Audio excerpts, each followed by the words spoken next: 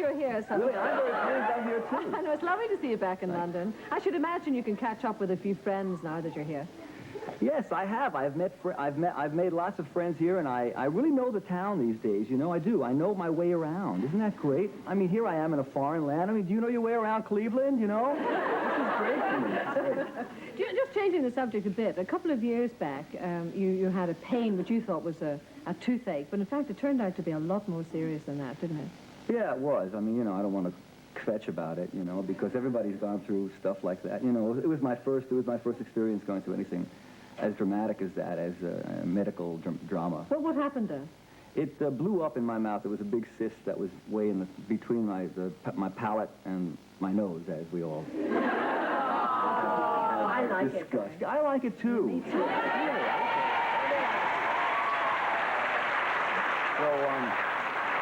Anyway, it blew up, and they had to remove it, and they didn't know what it was, and there was a little cancer scare for a minute there. It does, you know, it does sort of shake you up, you know. The thing happened on a Sunday afternoon. I was sitting there doing the New York Times crossword puzzle in my favorite chair, you know, and suddenly this whole thing happened, and then after the whole thing happened, like within 4 days, and Thursday, I was back in that same chair that I had been in on Sunday, and boy, everything was different.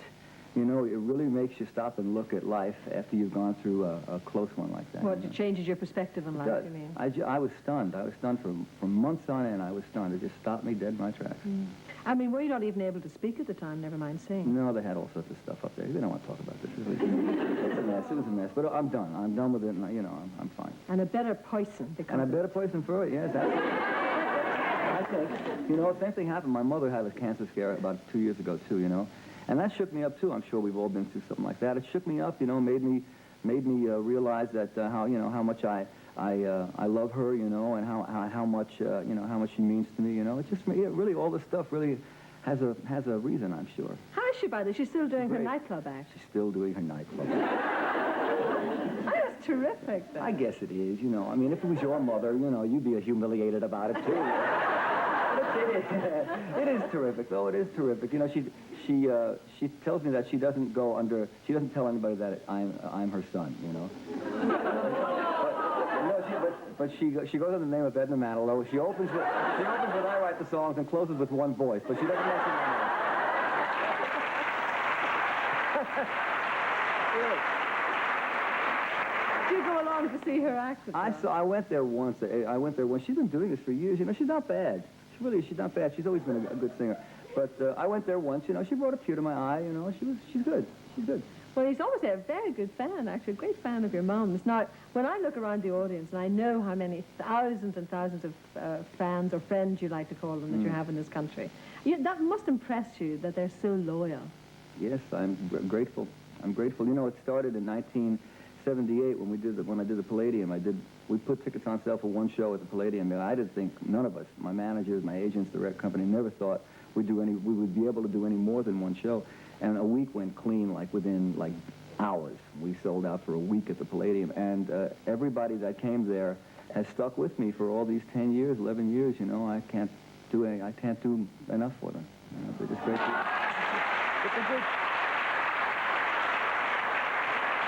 But you know, they're great people. I don't know what you think of fans, you know, or you know, fanatics. It's not this bunch. You know, these are people. These are real people. I read the letters. I know them. You know, you're very odd.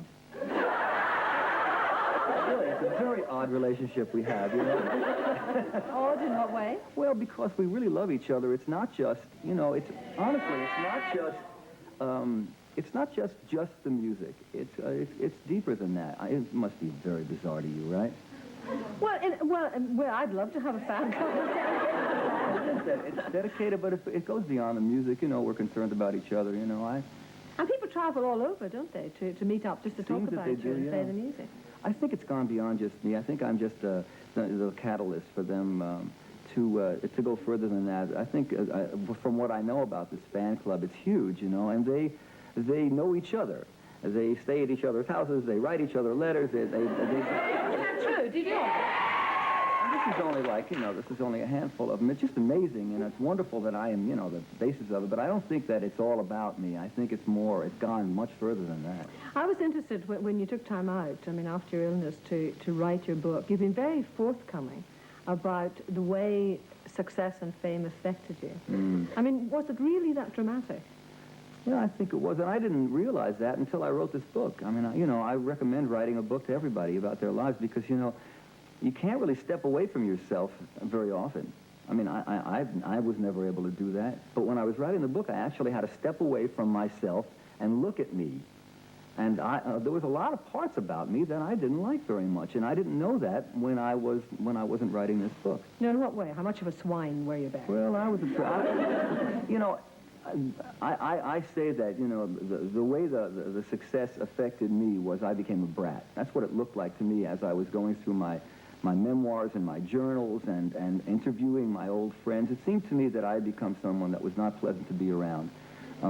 And I realized that even when I was doing it, but that was about as far as I went. And I didn't last very long. It didn't last very long. I found myself losing friends and family, and I found myself alone. And it was because I guess I wasn't very pleasant to be around, and I have an excuse for that, too. I was terrified of the success. I just was not...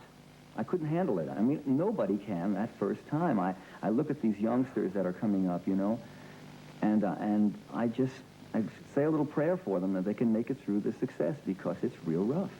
But when you say that you that you were a bit of a brat and that you lost friends, what sort of things were you doing? I guess I was very egotistical. It was all about me, me, me, me, me, which you have to be.